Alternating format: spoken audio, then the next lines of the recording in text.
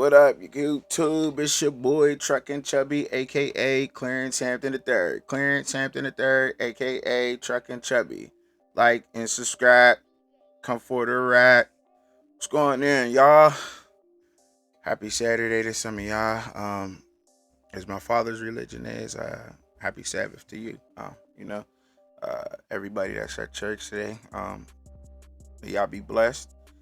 Y'all try services, y'all lessons, and so forth and so on. Or if you just chilling on the weekend because you work real hard, good day to you too. Mess with this camera a little bit. Little bit. All right. Get it up here a little bit, you know what I mean? It might be falling down sometimes. I don't know why it does that. But anyway, gotta have that coffee. All right.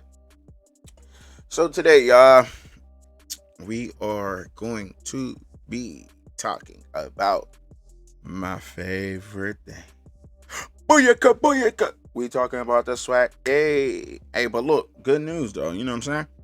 Like I told y'all, I don't want to just be bringing, you know what I mean, nothing negative to our things, but I will, to my best ability, try to hold the people accountable. And the same thing for me. If y'all see something, that I might be, contradicting myself on or something. Hey, look, I ain't got no problem with accepting what I got to say. That's the only way that we're able to learn from each other and become better people is allowing the constructive criticism, the criticism period, and holding each other accountable on wrongdoing. You know what I'm saying? Especially when we out here doing wrong. You know what I'm saying, or whatever. But I want to get into talking about the SWAC players, man. Most of these guys that I'm about to mention today have made the all first team all SWAC players. One of them was a Walter Payton Award finalist. These are some guys that come from the SWAC that balled out and got invited to the combine. I can't wait until they to the combine because I'm looking forward to seeing these guys, man, and what they stand up against. Because they gonna go hard. They about to put on for us. You know what I'm saying? All we need is an opportunity, and we got the opportunity. And now, hey, it's in their hands. We'll pray for them, keep them in our prayers, and if you do, or if you want to send good vibes their way, then do so. You know what I'm saying?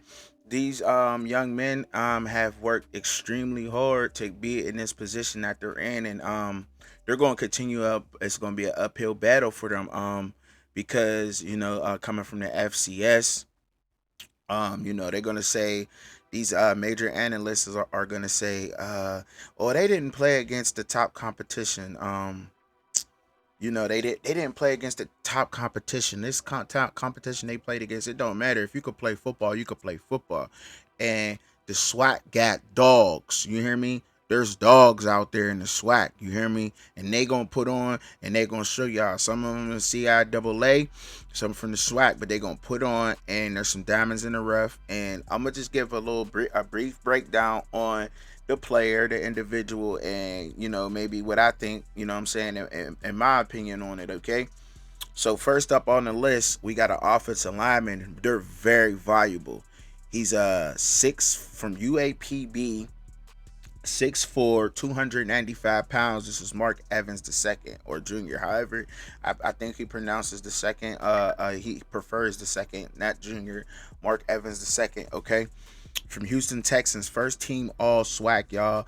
295 pounds, offensive lineman. So he's not on the heavier side. He's lighter. So he's 6'4", 295. So that means he got to be agile. You know what I mean? He is agile. He's not. It's not what he must be. He's an agile player. There's always something for these players to work on, coming from the collegiate level to the pros. They kill me with this. Oh, they're ready to plug in. Well, some of these guys are ready to plug in too. If you want to plug them in and see what they gonna do, you gonna give them the shot or you not. You know what I'm saying? Everybody can learn something new every day. Just because they have the skill set to be drafted to the NFL, but everybody got things to work on. It's the everybody out there is a All-American or was picked on some kind of All-American team, or they're incredible speedsters. They're super intelligent. You know what I mean? Everybody at that level, it continues to work and continues to learn. You have to come into the NFL with that mindset, and I hope that everybody, all of y'all from the SWAC, man, everybody I'm about to name, yo, for real. I hope that y'all just keep and stay focused. Do not lose focus, because we are all out here rooting for y'all. You know what I mean? And keep studying, because you will get better. You will get your chance. Believe that. Don't, you know what I mean? It's gonna be an uphill battle. But yeah, Mark Evans, offensive lineman, agile, 295. Couple things he could work on, but like he said, he's an offensive lineman, so he can go anywhere on the line to where any team could put him. You can't put him in a box. You could put him at tackle, you could put him at guard, left, right, it don't matter. He gonna pick it up. He's smart, fast, agile, great player, man. First team all SWAC, you hear me? Next up, we got Jason Dumas, man. Played for the Southern Jags, man. You know what I'm saying? Beast mode, man. Beast. And these is all athletes, you know what I'm saying? Defensive lineman, yeah. He coming in 5'10", 280, undersized. That's what they're going to say. You know what I'm saying? Played for Southern Jags. They're going to say, oh, he's undersized. Hey, that's good. I'm short. I'm short. His center of gravity's low, 280. So he's mainly muscle. You know what I mean? He's solid. That's solid. 5'10", 280, that's solid. You hear me? You know what I'm saying? And he's gonna get underneath a lot of them big guys. You know what I'm saying? They gonna have to get down low. He already lower than them. You know, he gonna be beating them up on the D line. And like I said, he's a defensive lineman. He's not listed as a defensive tackle. He's a defensive lineman. You could put him anywhere on a defensive lineman, and he's gonna work. And he's gonna work, and he's gonna get that position. You know what I'm saying? Next up, man, one of my favorites, man. Hey, yo, this is my boy. I cannot wait, because I know he going to get drafted, and I hope that the Steelers grab him up. I hope that he want to go to the Steelers, because Aubrey Miller Jr. is a linebacker. He's a linebacker, and I'm biased. I'm admitting it. That's my favorite. He's my favorite player, dog. He's my favorite player. Aubrey Miller Jr. is a complete monster. You hear me? A dog. You know what I'm saying? For real, though. For real. The Aubrey Miller, that dog that Craig's daddy couldn't get. You know what I'm saying? You feel me? You know what I mean? He that dog. You know, he's a dog, man. Hey, look. Ooh, he's a rare linebacker. I don't like throwing comparisons out there, but if you're gonna play him, I would play him more like, hey, he would fit so perfect on our team, opposite side of TJ Watt. Aubrey Miller Jr., y'all, 6'2", 225 pounds. I think he's more of an edge rusher. He's a linebacker, but I would say more of an edge. Me personally, he's a dog. He's a dog. I'm telling you, he's a dog. And he like, you know what I'm saying? He one of them. If y'all ever seen Colombiana, them dogs sat there, and then she said, eat. And they went and got that, and they went and tore it up. That's him. Put him on that edge. Tell him eat, and he gon' eat. You hear me? He gon' eat. He can't play. He started off with Mizzou, but then he transferred to Jackson State, and he had 2 incredible seasons there, man. He only progressed, man. He was first team all SWAC. He had 109 tackles on the season, and he had like 50 solo tackles, 53 solo tackles or something like that. Just a beast, y'all. I'm telling you, like, I really hope, like, he's definitely gonna make noise in the NFL, and I know that if he gets the chance to play on a NFL roster, he will be a star on that team. You hear me? He will be a very impactful player, and that's me, and I'm saying it now, and I'm saying it here. Yeah, man. Shoot, man. Hey, yo, I can't wait to get. Like, I'm excited for real, because that's, like, you know what I'm saying, that's my favorite player right now, man. And I hope that I get an Aubrey Miller jersey, yo, for real. That's like for real, and it gotta be a Pittsburgh Steeler, Aubrey. Come on, Mike Tomlin, we need it. Like, yeah, we got Alex Hightower. I ain't saying that we don't, but you could even put him in the middle.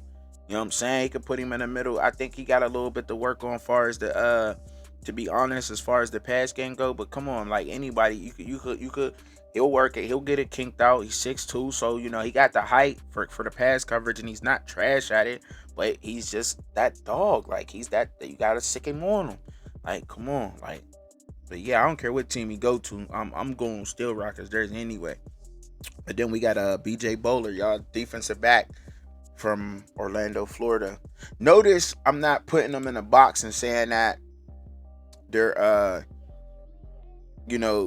cornerback, left, right. They're not doing that. And that's the same with Aubrey. You know what I mean? Any one of the linebackers. Defensive back.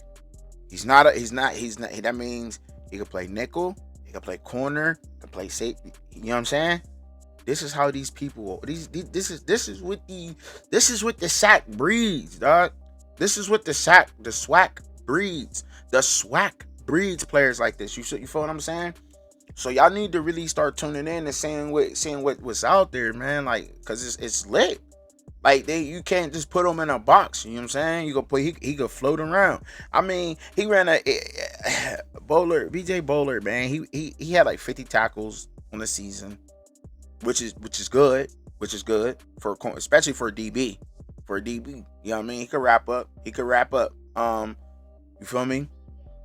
He had a 4.5 40 tab. That's not slow. I don't care. That's not slow. That's not slow. That's definitely really when you're a DB. That's a good time because you coming from the angles. You know what I'm saying? You want to come at an angle. You know. When you chasing somebody down, he'll definitely slow a fast player down, catching them at an angle or making them cut back in or forcing them out of bounds. So that's really that's decent speed. You know what I'm saying? Beast mode. You know what I'm saying? Good guy, good dude. And then we got Xavier Smith, y'all. Feel me? Fam, you. What up, fam? You beast mode, 5'10", y'all. Boy, 5'10". You know what I'm saying? 170 pounds, but he had like 3,500 career yards. You feel me? And he was a Walter Payton Award finalist for the, you know what I'm saying, in the SWAC beast mode. Xavier Smith, y'all. He know what he doing out there. He knows what he's doing out there. And the one thing I could say about all of the players that's coming out the SWAC and going to the NFL, these NFL coaches should be looking at the fact that they're gonna be coachable. They're like, especially the guys that been in the SWAC for years. You know what I'm saying? They're gonna be coachable. They're willing to learn more and work their way up the ranks rather than somebody coming from one of these Power 5 programs who got that attitude. Oh, I'm out of Power 5. I'm FBS. I ain't FCS. You know what I'm saying? I'm you know what I mean? Like they're gonna come in. You're gonna have that confidence and attitude. You getting a dog, period. But they're willing to learn more. And I mean, you can't tell me that he could come in and be a special team specialist immediately on a team. You know what I'm saying? Like for real. You know what I mean? For real. You got some burners on him. I can't wait to see them run, man. I can't wait to see them run. And if he don't run that fast, like it's gonna be surprising to me because I guess he looked faster on TV. Like the next guy I'm about to mention, Dallas Daniels. Jackson State, he was number 4. He definitely was one of Shador's like main guys. Dallas Daniels, he plays faster than the 4.6. Like he does. He definitely plays way more than the 4.6. Like you see it, you'll be like, oh, he's a 4.6 for real. Like and I mean his yards. Shador spread the ball around a lot, so his yards ain't a standout guy, but you're gonna get a good route runner with him, and I think that's what makes him he knows how to get open. He's a good route runner. He's a 4.6, but he plays faster than a 4.6. If you understand what I'm saying, like how they say, I'm not comparing nobody because I don't like doing that, but like how they say Stephon Diggs plays. Stephon Diggs only runs like a 4.6, but he plays faster than that. You know what I mean? Because he's a good route runner. Same thing with Dallas Daniels. Like, he's good at the 50-50 balls. He's great at catching in traffic. Like, he's good, definitely great at catching in traffic. He knows how to get open. I think that he'll be a good pickup for a NFL team. You know what I'm saying? A good guy to bring in the system and you know teach the system to and help progress in that system. And I believe that he can work his way up into a starting lineup. Nice. Next on the list we got Zach Leslie, wide receiver, y'all, from North Carolina A&T. Big boy, big boy. He's 6'4". You know what I'm saying? He's 6'4". He had like 2,040 yards on the season. That's not bad. I mean, for career yards, that's career. That's not bad. I think they was like more of a running team anyway. So, like, you know what I mean. So for him to be 6'4", you know what I mean. He like what is he? What they have him listed at? 6'4", 200, 6'4", 210 pounds, and from North Carolina A&T, beast mode, taller guy. You know, there's that wide receiver from TCU. I can't even remember dude's name, man. That's a shame. Anyway, yeah, he's a gem. He's a gem. He's a gem, y'all. Like, you can't really pay attention to these yards, but he's definitely a diamond in the rough. Like, any team that need a wide receiver should bring him in, see what he got. Put him around some veteran, give him a season or two, to get it together, or he just might surprise you. Might come off straight off into the start lineup. You know what I'm saying? Feel me? And a lot of these boys I believe in all of them. Everybody that I mentioned on this list, I believe in all of them. I believe that all of them come in and start off the muscle. You hear me? Off the muscle. I'm telling you, like, that's how much I believe in them. Because you got to give them the chance, though. You got to give them the chance. Give them a chance, get through the rookie tryouts and all that. And the rookie camp, mini camps, and OTAs, and learn that playbook. And if I'm telling you, and that's anybody coming from this right. And there should be way more players than what is put on here. You know what I mean? Than what I said. There should be way more players. A lot more players should be on this list. From the HBCUs. Period. Last but not least, I got on my list DJ Khalad and the Bowie State Bulldogs. Peace, cool QB. Look, if you gonna ask me, like, they gonna get these quarterbacks from these Power Fives. They're gonna put him in this combine. They're gonna have him throwing with no pressure on them, wide open passes, and they're gonna praise the ground they walk on. They're gonna, oh my God, he can make that throw. Yeah, can he make that throw under pressure? Is he scared? Can he get away? That's the thing. But they're gonna make it. Oh my God, he's excellent. He's the greatest thrower I've ever seen. Yeah, right. What happened? Because, I mean, a lot of them so-called analysts, mock draft guys out there in that media, they completely missed on Jalen Hurts. And I think that's the biggest reason why I wanted to see him win that Super Bowl. Nothing against Patrick, my homeboy, because Patrick Mahomes is a total beast. Nothing against him at all. But that's probably one of the biggest reasons why I wanted him to start. I wanted him to win that Super Bowl. Yeah, it is, because all the naysayers that told teams he wasn't as great as he was, and this and that and that and this, and they even gave the Eagles, they even dogged the Eagles for drafting him. And then look, he in the Super Bowl. And believe me, they'll be one of the top contending teams. They're saying already he won't get back there. Yeah, okay. We'll see. Just how y'all said that he wasn't even draftable, and everybody that got picked out of that draft, you know what I'm saying? Baker Mayfield went first, and he probably ain't even gonna be on the roster no more. He probably ain't even gonna be. I'm sure he'll probably be on somebody's roster, but he's gonna be a backup for life now. And he got picked before him. He got picked in the second round. He's a second round guy. Jalen Hurts is the second round. Everybody passed on him at least once. Everybody did. But yeah, but back to my boy, but back to DJ Galot, man. He's a monster, man. 6'3", 225 pounds. And then in 2022, last season alone, he threw for 2,650 yards, roughly rounding it off. He had 18 touchdowns. He had 8 interceptions. And this is through the whole season. He was CIAA. I think he got escapability. He got some speed to him.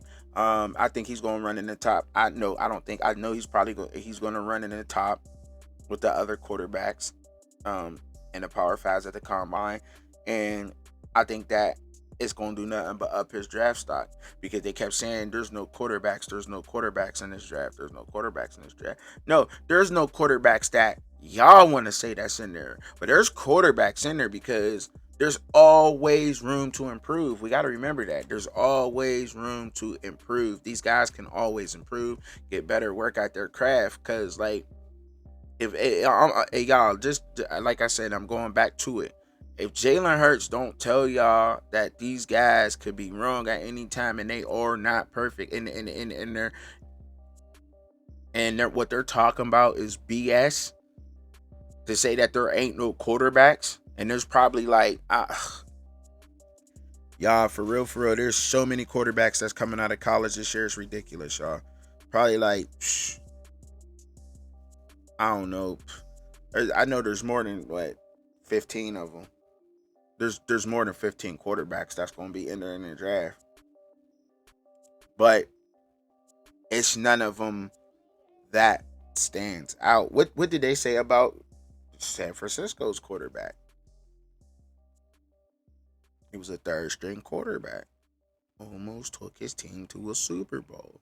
Rookie. So-called Mr. Irrelevant, right? I'm just saying, like, for instance, like, he wasn't on nobody's top board. He wasn't a top pick, but hands down, he probably was the best quarterback to come out of the draft. I mean, Brock Purdy was probably like one of the best quarterbacks that came out of the draft last year. I mean, the way he played, you know what I'm saying? The way he played ball, like you gotta give it up. Like, and they don't see that. These guys they don't see that. And all I'm trying to say here is that the guys that I named from the SWAC, they're not gonna see that. They're gonna say they're gonna talk about their competition they played against. You know, that's probably gonna be like the biggest knock.